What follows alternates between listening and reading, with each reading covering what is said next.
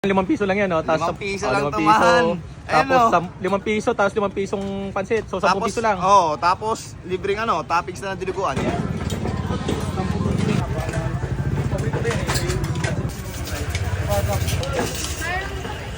Ano ulam ako yan? Tatay Rolly, Hoy! meron daw po kayo dito nga 10 pisong pansit. Tapos Meron. ano po, no? Yung kanin po, magkano po? 10 din ang kanin. Pero pwede naman po kami umorder ng 5 pisong kanin. Pancit, tsaka kanin. Pwede naman yun.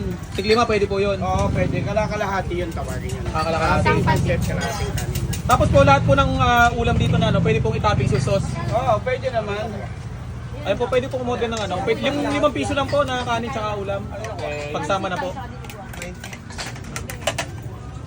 Gets ko na. Tatay Rolly, hindi po sa vlogger yan. Talaga 5 piso po ang kalahati niyan. Opo, ganyan po siya. Ayun, 5 piso lang. Kaya lalagyan mo siya ng toppings. Ganun. Pwede po yung dinuguan. Pwede. Ayan, 5 pisong pansit, 5 pisong kanin. So ito, ayan o. So pwede mo i-toppings lahat ng sauce dyan. Bahala ka mamili. Basta 5 piso tsaka 5 pisong kanin tsaka 5 pisong pansit. Ayan guys, so 10 piso lang yan. Buhay ka na, budget meal, busog ka pa.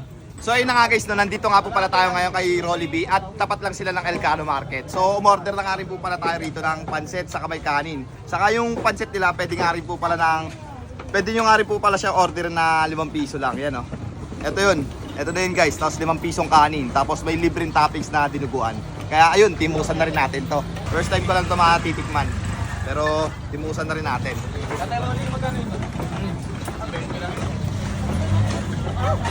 Napakabisa. Naptol. Rolly.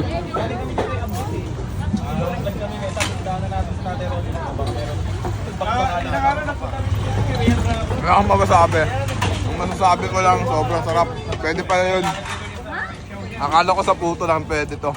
Pwede rin pala sa pancit. Number 3 kayo sa akin. Anong lasa niyan? Solid. Dinuguan, pancit, at rice. Naku, kahit busog ka na, kakain ka talaga.